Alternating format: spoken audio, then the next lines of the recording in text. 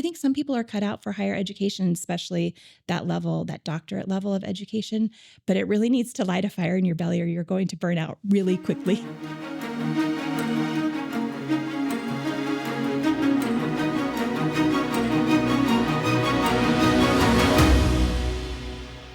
Welcome to Shaping the Basin. I am here today with Amanda Blodgett of Amanda Blodgett Coaching and Consulting. Thanks for joining me today. Thank you for having me. Yeah. We ask our audience first for questions for our guests, and I am supposed to ask you about being a beauty queen. Oh my goodness. Oh, you're bringing back memories. So I was the very first Miss City of Sunshine. What a great honor to be the first of all, but also the City of Sunshine. What a beautiful title and in representation of our beautiful city. I learned so much about public speaking from being Miss City of Sunshine, interviewing skills. It's an outstanding program for young women. Of course, I earned a lot of scholarship money as well, which is incredibly important. But yeah, what a great kind of foundation for me as a young adult to step into who I was and be proud of who I was and learn how to present myself. It was a great opportunity and I had a great time. And along those lines, I will give you a tidbit and for your audience as well.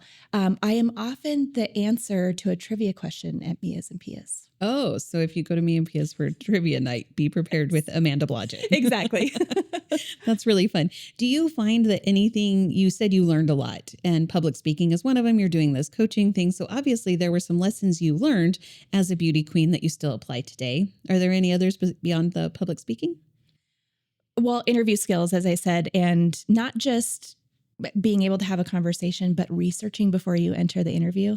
That was something that I learned. I really developed as Miss City of Sunshine, is getting to know what questions you're probably going to be asked, but also getting to know the people who are going to be asking the questions and learning what's important to them. And then that helps you kind of anticipate what questions they might ask for you. So as I've grown in my career and gone through different interviews that way, that's been such a helpful skill for me. And then also just being a great representative, learning. I love this community anyway, so that part wasn't hard, but learning about the things that I didn't know so that when somebody came to speak to me about being Miss City of Sunshine and what that meant, I could speak well to all of the great attributes to our community. And that was really important as well. Again, as a business person now growing into these different leadership roles, being able to be a great representative of my business as well. I like that. You have had a really interesting career history. Fun fact I have to share is actually you leaving the chamber is why I came to the chamber. Yes. I filled the role that you had there. But talk to me about some of the roles that you've had in the careers that you've had. Well, the amazing thing about my work at the chamber is I got exposed to Kingsley Field. I helped to produce the air show in 2008. It was 2008. And so I got to spend a lot of time at Kingsley Field. I met a lot of people out there. I really resonated with the mission and how the work that they were doing every day was fulfilling something really important to them as individuals and serving our country. And so it really resonated with me. And so when I left the chamber, it was to enlist in the Air Force and join the Oregon Air National Guard. And so I spent a little over 6 years out there. I learned a lot about commitment. I learned a lot about myself. I was a mom at that time and having to leave to go to boot camp and technical training and be away from my children for that long. And especially those 8 weeks when you're at boot camp and you don't get to choose when to make phone calls, they choose for you. And to not be able to communicate with my children that way, that was a really difficult time. But I learned so much about myself. And that really, we talked about Miss City of Sunshine a minute ago, and there was a lot of foundation there, but the work that I did in the military, I think really set the foundation for me as a leader, leading with integrity, saying the hard things, even when people may not want to hear them. But right before I left the military, I was in a position where I was briefing the wing commander every other week. The first couple of times I was doing that was rather intimidating, but then I realized they want to hear what I have to say. And so it gives you sort of this peace and you settle in and just become more effective in your role. And so I'm grateful for that time in the military and how much it taught me about myself as a leader. Leaving the military, I really wanted to continue to have that feeling of fulfillment that I felt when I was in the military. And so I entered the healthcare field. And so I've worked through a couple of different local organizations, helping, again, just to serve other people. I wanted my education and my talent to be utilized for something good. And healthcare is certainly something good. I also learned about myself that I don't like blood and guts. So I get to do the administrative piece of healthcare, which is beautiful for me to be able to serve people and not have to handle that sort of gory piece of healthcare.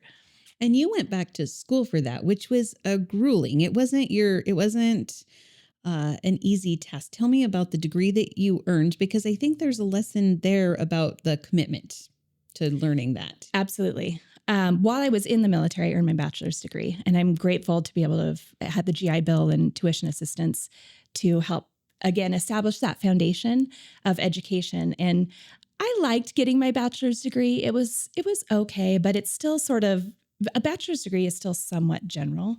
And so a few years after I earned my bachelor's degree, I told my husband, I think I want to get an MBA.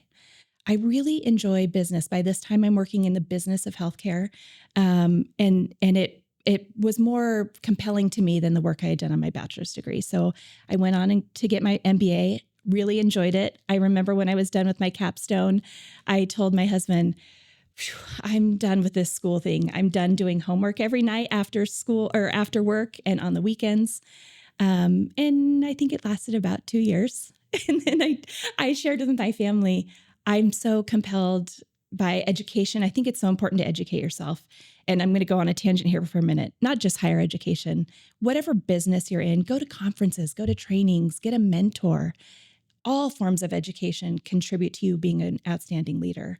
But for me, I just had this calling that I wanted to go one more step, and I wanted to earn a doctorate. And so that happened right before COVID. I took my first doctorate course in November of 2019. In February of 2020 was my first in residence. So it was an online school that I attended, my first in residence. So you have to go attend in person a certain amount of times when you're going for your doctorate. So February of 2020, San Diego was where the in residence was. And quite literally, the day before I flew out, San Diego declared a state of emergency for their city for COVID. And my family, my husband in particular, said, I don't think this is a good idea. I don't think you should go. We don't really know what's going on. It was so early in the COVID pandemic. It wasn't even a pandemic yet. But I told him, oh, everything will be fine. And it was. I flew down to San Diego. I spent 3 days there. I remember doing a workshop to try and determine what my dissertation would be. And at that time, I was thinking that I wanted to research. I was working with primary care providers at this time, and I wanted to research if telehealth was a viable option to help reduce burnout for primary care providers, especially female primary care providers trying to be the leader of their home and their family, and then also having such a demanding career. And so I still refer to that notebook to this day, remembering that in February of 2020, that's kind of where I was leaning for my dissertation. And then in March, COVID was declared a pandemic. My entire world changed, both my career, my working in healthcare. Obviously, that was a significant change. But then for my dissertation, suddenly now my primary care providers, other primary care providers in the nation, but particularly in rural areas, they were forced to use telehealth as a response to COVID. And so now I had this new spin for my dissertation that I could really research primary care providers not having a choice, having to implement something so that they could continue to serve their patients. And what was that experience for them? And I learned a lot. It did take a lot of dedication. Again, I was working nights and weekends on my degree, and then working 40, 50, 60 hours a week in my regular job, serving people, trying to take care of our community through a pandemic. So yes, it certainly took a lot of a lot of dedication, but I think you can probably tell the way I'm talking about it. I get excited about it.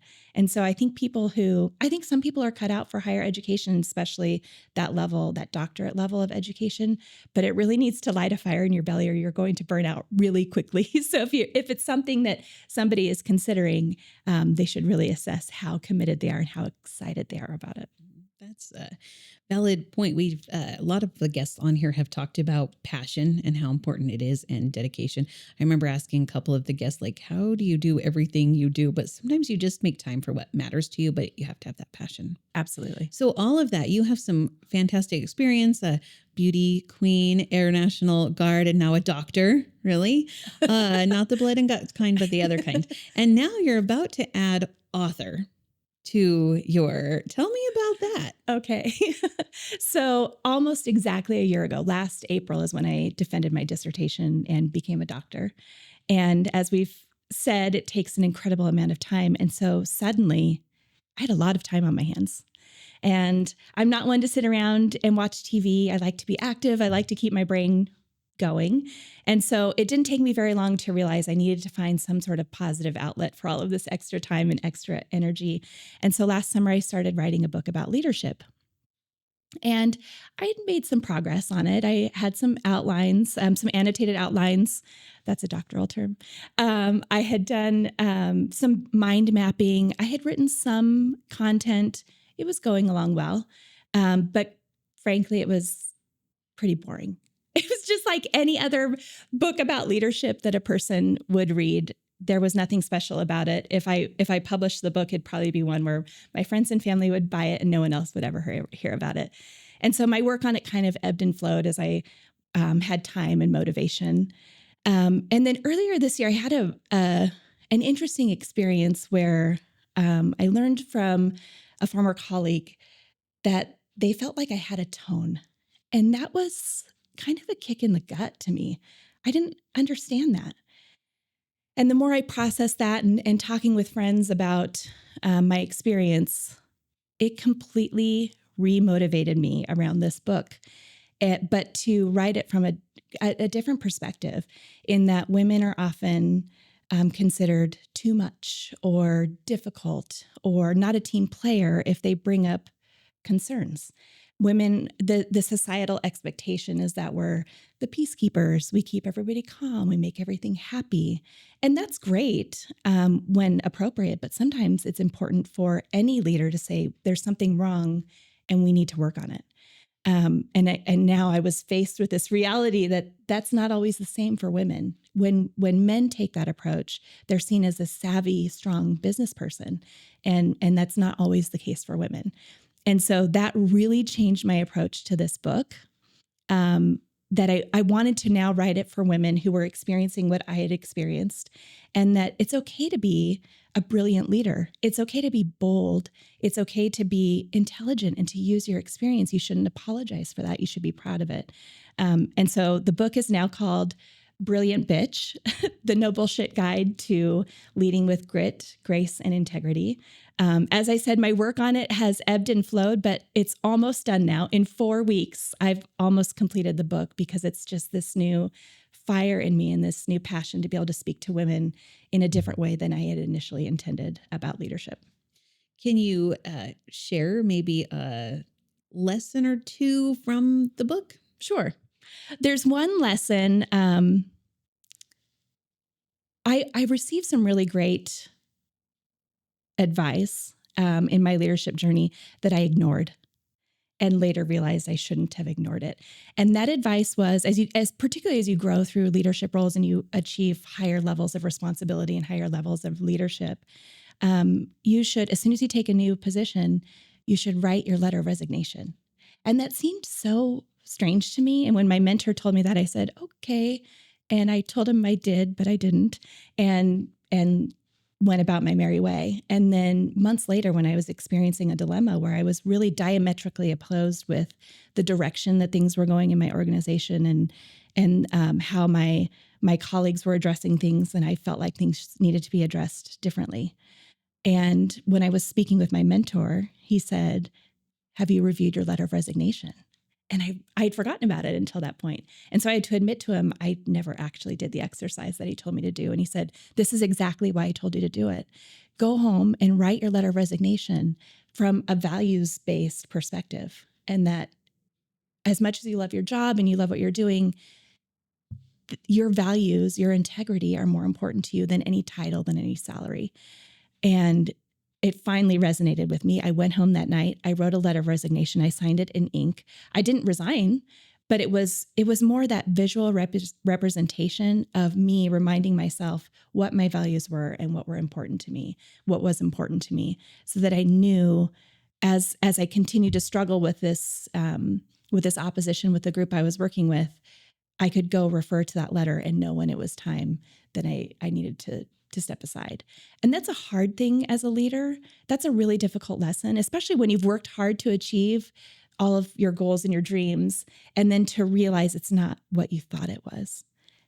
But to be able to recognize as a leader when you're effective in your role and when something is keeping you from being effective, and that for the greater good, it's time to move on, both for yourself and for the organization as well. That's a difficult pill to swallow, but what a powerful lesson and what a powerful testament to leadership when you're willing to do so.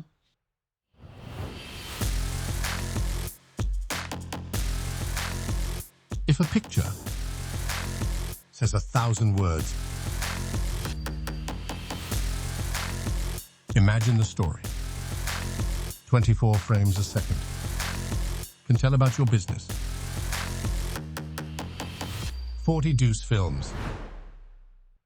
I think that's a wise thing. Of course, we've talked through some of the things that you have gone through, but I want to go back to the women and the tone a little bit. Mm-hmm. As you know, I started a women's event, and a really fascinating book that was introduced to me, actually the year I put my hat in the ring to become director of the chamber, was a book called Women Don't Ask. And it looked at why women tend to be behind men, primarily in pay. And it was interesting because some of those things are things that we kind of do to ourselves, or it's in our upbringing. And I know we've talked about this a little bit, but one of the things I think about is our language. Mm-hmm. And I'll sit around a boardroom and people will say, women primarily will say, well, I'm not an expert, but, because they're trying to soften mm-hmm. the news they're about to deliver or their opinion. So I think that there's a lot of lessons there for women and how we can take control, if you will. I think so too. And I think it's important for all of us all of us in this stage in our leadership journey to start breaking the mold, start changing that societal norm, that expectation that women are there to just keep the peace and make everybody happy. And again, that's not a bad thing, but you have to be willing to speak up when it's important and when the things need to be said. And if we start breaking that mold I think about my daughter, and she's a strong, intelligent, opinionated young woman. I love her and her fire and her passion. But her fire should not be feared. It should be fueled. But it's important for us in our position, in the time in our life, in our leadership journey, that we're the ones to start breaking that mold, so that the young women behind us can come into a boardroom and say the things that need to be said and command that respect that they deserve, and to be able to lead effectively and not apologetically. You shouldn't have to preface anything you're saying with, oh, I'm sorry, but, or I was just thinking, I was wondering about this. No, there's no need for that. Well, let me take that back. Sometimes there is a need for that. And that's what's wrong with society right now. But all of us together have to stand and make it different. We can't just keep doing it because it's easy and it's pleasant and it makes everybody happy. We have to be willing to take the stand for ourselves, so that the young female leaders coming up behind us don't have to deal with that. Absolutely. Have you found it always easy to speak up? Is that part of your personality, or did you have to develop that skill? I had to develop that skill in the military. And that's why I say I really feel like that's one of the areas where I developed the foundation of my leadership. The military is male dominated, and it is very hierarchical. And so it can be hard as a new airman when you need to say something and you're not quite sure how to approach it. Especially, I worked in finance in the military. And of course, when you're responsible for the taxpayers' dollars, that's a tremendous responsibility. But I think the military was exactly what I needed and really nurtured my leadership in that way.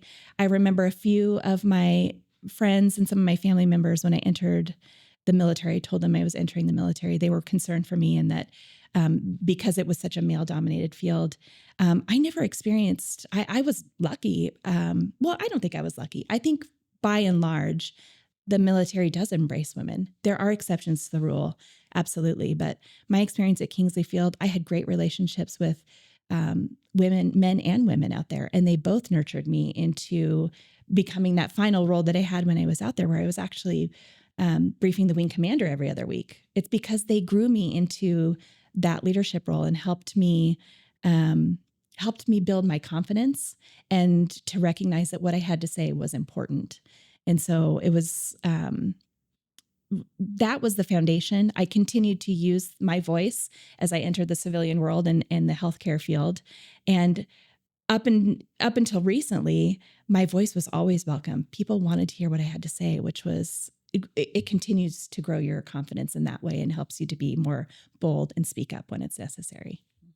One of my favorite quotes is, and I'm going to not get it verbatim, but it is, speak up even if your voice is shaking. Yeah. And I think that that's a lot of my advice. Like, speak up anyway. We're all nervous all the time. But do you have maybe one or two tips for somebody who wants to speak up, but maybe feels worried about it? I think, to your point, everyone has a level of nerves, and you're so focused on yourself that you don't realize that everyone else is nervous too. And so take the focus off of yourself and think more about whatever it is that you're speaking up about. Place the focus on that. I think also don't take yourself so seriously. I think a lot of people are worried about, oh gosh, what will they think? People are more worried about themselves than about you. And so they probably aren't even thinking about what you have to say in a negative way. But I think it's also important. I think it's important to wait to speak up until it's important to you. So don't speak up if you're trying to learn boldness and to find your voice. Don't speak up just for the sake of speaking up. That's not the point. The point is to speak up when it's necessary and when the boldness is required. Then speak up and own your voice. Be proud of what you have to say. Your experience is different than anyone else's experience. And so what you have to say is an important perspective. And then own it. Just go for it. And the more you flex it, it's like a muscle. The more you flex it, the easier it becomes. And people will respect you for sharing your opinion. Yeah, I think that's such good advice. I'm going to mention another book, but there's a book about quiet. One of the things that I've always struggled with is I'm an introvert. Mm-hmm. And so I have things I want to say, but I need to think about it for a little bit. And in meetings, a lot of times they want the answer now. And my question comes the next morning when I'm drinking coffee and I'm like, oh, dang. So I've also learned, though, that I don't have to speak up about everything. It's okay to be the quiet one in the room. And then when you do speak, sometimes people are more apt to listen because you don't do it all the time. Right. Well, in terms of leadership, can we talk a little bit about board service? Absolutely. Okay. So we're both in roles where we've worked with boards and we've served on boards. And in this podcast, part of what we're doing is encouraging people to be involved in their community and step into some of those roles. Board service is interesting. What do you think makes a good board member? I think there are two things that make a good board member. I think the first thing is you have to, the mission of the organization has to light a fire in your belly. If it's not that important to you, you haven't found the right place to serve. Board membership, typically board membership is volunteer. And so you're giving of your time. And if whatever you're serving isn't that important to you, it's going to be much easier to say, oh, I've got a board meeting tonight. I'll just skip and go meet my friends for a cup of coffee or whatever. But if it's important to you and it lights a fire in your belly, you will be there every time.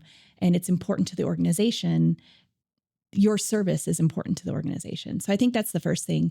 I think the second thing, it's important that once you walk through that boardroom door, you leave your ego and your personal interests at the door. Board service is about the organization that you're serving. And it can be tempting to have in the back of your mind when you're making important decisions, how it benefits you instead of how it benefits the organization. And sometimes those are the same, but sometimes they're not. And you have to be willing to make the decision on behalf of the organization and leave your own interests behind. I think it's also important to leave the ego at the door too. Again, you're there in service to an organization. You're not there to make a point. Don't use those opportunities for those sorts of personal issues. Instead, again, it's all about service to the organization.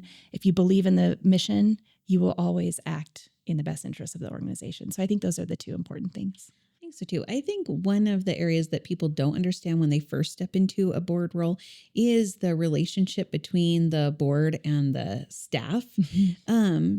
And you and I know that well. What would you share with a newbie about that role, the relationship between the two? With a new board member? Yeah. I think it's important. Every organization is a little different. So the first thing I would do is get familiar with the bylaws and understand the bylaws are really the governing document of the organization and will guide you as to the appropriateness of your interaction with the organization. But by and large, for the most part, as a board member, your role is to interact with the executive director or the CEO of the organization. And it's a partnership. As a board member, you're really a sort of a governor, and your role is strategic, whereas the staff is handling the day-to-day operations. And it's important to be aware of the day-to-day operations, but they're separate. The day-to-day operations are in support of that strategic plan. And so I think it's important to make sure that that's clear. I think it's also important to have excellent communication with your executive director, your CEO, even through difficult times. That's probably when you need to be communicating more, especially now. There's so much uncertainty in the community and the nation. It's really important to develop a strong relationship with your executive director so that you can maintain the operations and the success of the organization that you're governing. I love that. Can you, we're about to wrap up, but can you share a really rewarding experience you've had serving on a board?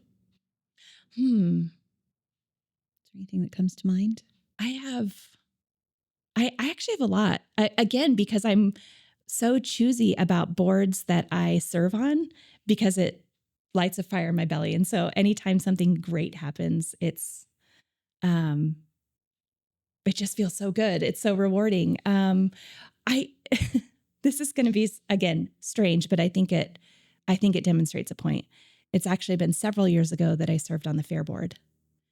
And there was a conflict between the Fair Board and the Board of County Commissioners. And again, sort of along the lines of being in the CEO or executive director role. Similarly, I think as a board member, you have to decide when the direction isn't going the way that you want and what's important to your values, and know that it's okay to step aside in a board position as well when you experience that situation. And so in this conflict with the Fair Board and the Board of County Commissioners, I came to a point where I felt like it was necessary for me to resign. And I did. And 3 weeks later, the Board of County Commissioners resolved the issue that we were experiencing. And I remember being disappointed that it took my resignation for that to happen. But I also remember feeling really proud that I had done what was necessary in benefit of the fairgrounds. I knew that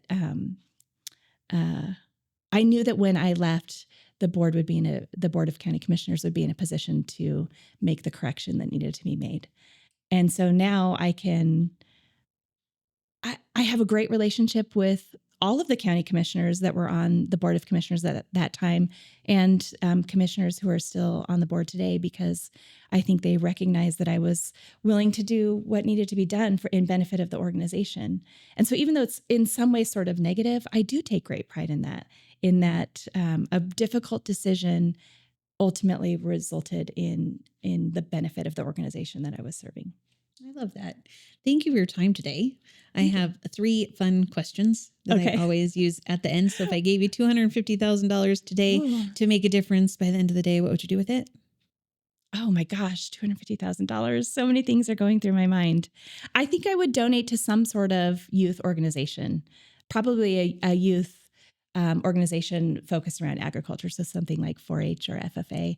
That's something, or rodeo. Our kids used to rodeo. And that's something that I'm just really passionate about. Growing young people into being great servants to our community, and supporting youth organizations is a great way to do that. I love that. Tell me about one of your role models. Oh, wow. I have several role models as well. I go back to the gentleman that I mentioned earlier who mentored me through a really difficult time in my career, and how supportive he was, but also how it wasn't about him telling me what to do. It was about him setting a foundation so that I could make a decision for myself. What a great, uh, what a great support system in knowing that the decision had to come from me.